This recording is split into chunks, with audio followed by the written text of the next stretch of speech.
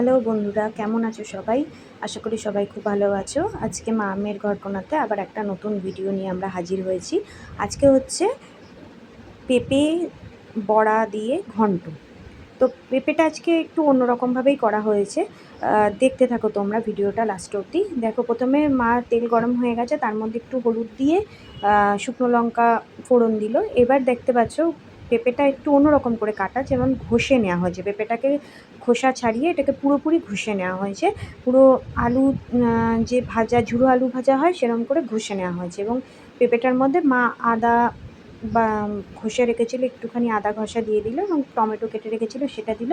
এবং একে একে ধনে গুঁড়ো দিল, গরম মশলার গুঁড়ো দিচ্ছে, তারপরে জিরা গুঁড়ো, আলুর দম মশলা একটুখানি দিয়ে দিচ্ছে যাতে সেন্টটা খুব ভালো আসে। এবার দেখতে পাচ্ছ গাইস, এটা খুব সিম্পল ইজি রান্না এবং তোমরা করে খেয়ে দেখতে পারো। নিরামিষের দিন খুব ভালো লাগে এটা খেতে। এবং এরপরে কসুরি মেথি দিল মা এবং লঙ্কা দিল। একবারেই তোমরা এক পাকে এটা রান্না করতে পারো, এটা আলাদা করে সম্বার দেওয়া বা আলাদা করে কোনো কিছু দেওয়ার দরকার পড়বে না। দেখো, লবণও দিয়ে দিল মা একবারেই।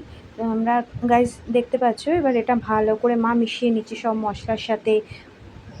সব কিছু মিলিয়ে ভালোভাবে কষিয়ে নিচ্ছে যাতে এটা ভালোভাবে মশলাগুলো মিশে যায় এবং পেঁপেটা খুব ভালোভাবে ঘন্ট, যে ঘন্ট টাইপের হবে সেটার জন্য একটুখানি জল দিতে হবে। কারণ দেখো, বেশি শুকিয়ে রয়েছে তো পেঁপেটা, এবার একটু সেদ্ধ না হলে তো খেতে ভালো লাগবে না আর মশলাপাতিও ঢুকবে না। দেখতে পাচ্ছ গাইজ, মা জল দিয়ে দিয়েছে।